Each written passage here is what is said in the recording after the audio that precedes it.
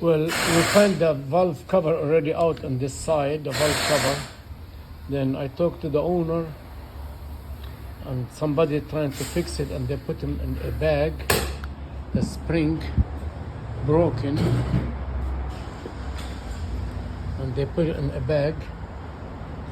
And now when we look inside to see the valve completely dropped. It's disappeared.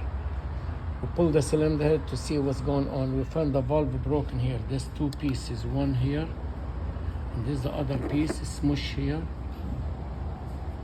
the valve, and it is stuck down to the piston, here the piston, and make a crack in the piston here, the crack. I want to put my finger on the crack now.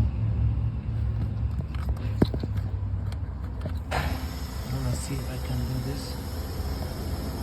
Here the crack, my finger, this is the crack, and make the piston shifted from the place which is here. Instead be like this piston away on top. You see this piston still in good shape here. This piston is already crooked and damaged down to the crankshaft. This piston, because it's a crack here. The crack line here, and the piston crack. Then damage the valve in this area here in the piston. Then need another block. This need complete engine replace.